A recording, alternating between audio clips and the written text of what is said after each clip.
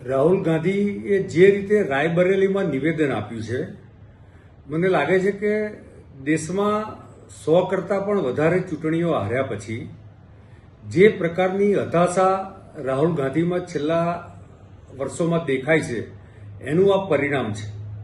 રાહુલ ગાંધીએ આદરણીય પ્રધાનમંત્રી શ્રી, જે વૈશ્વિક રીતે સૌથી વધારે લોકપ્રિય છે, અને આદરણીય ગૃહમંત્રી શ્રી, કે જેમની રણનીતિ અને જેની વ્યૂહાત્મક નીતિના કારણે રાહુલ ગાંધી અને કોંગ્રેસની સાથે વિપક્ષ પછડાટ ખાય છે, એના કારણે એમણે માનસિક સંતુલન ગુમાવી દીધું છે.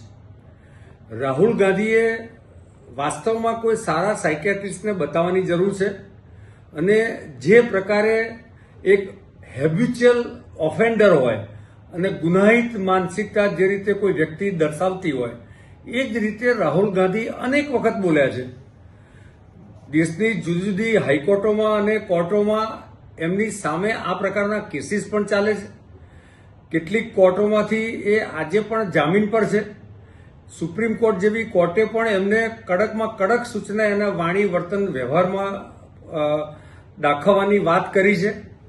પરંતુ રાહુલ ગાંધી સદંતર દેશની પ્રગતિ, નરેન્દ્રભાઈની પ્રતિષ્ઠા ને સાંખી શકતા નથી, અને એટલા જ કારણે એ જ્યારે એક લોકપ્રિય વડાપ્રધાનનું અપમાન કરે છે, ત્યારે એ ખરેખર 140 કરોડની જનતાના મેન્ડેટનું અપમાન કરે છે, અને એને એ ગદ્દાર કહે છે.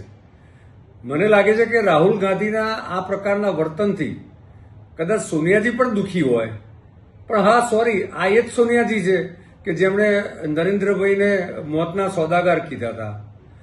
તો શું આ મેન્યુફેક્ચરિંગ ડિફેક્ટ છે કે રાહુલ ગાંધી સતત આ જ પ્રકારનું બોલ્યા કરે છે, કે આખા કોંગ્રેસના ડીએનએમાં છે? કારણ કે થોડા સમય પહેલા કોંગ્રેસના અધ્યક્ષ શ્રી મલ્લિકાર્જુન ખડગેજીએ પણ ગુજરાત અને ગુજરાતીઓને ભાડ્યા હતા, અભણ કીધા હતા, અને નરેન્દ્રભાઈ માટે તો અલગ અલગ પ્રકારના અપશબ્દોનો ઉપયોગ કર્યો છે.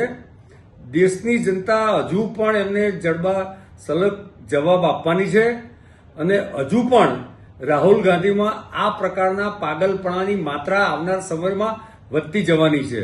હું એક ડોક્ટર તરીકે કહું તો સિઝોફ્રેનિયાના દર્દીમાં આ પ્રકારની પરિસ્થિતિ હોય, એને માનસિક રોગોના ડોક્ટર પણ એની સારવાર કરી શકતા નથી.